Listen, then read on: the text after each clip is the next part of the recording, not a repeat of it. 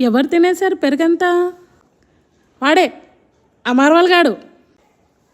నేను పెరుగు అస్సలు తినను, నాకు పెరుగు అస్సలు ఇష్టం ఉండదు. ఆ డిజ్నీ అబద్ధం చెప్తుంది, దాన్ని నమ్మకు నువ్వు.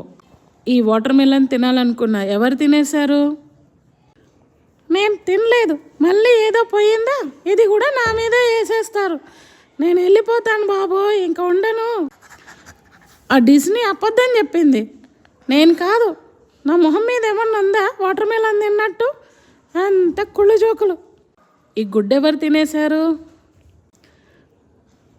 వాడే పొద్దున్నుండి నోట్లో పెట్టుకొని తిరుగుతున్నాడు. వెళ్ళి పట్టుకోండి వాడిని.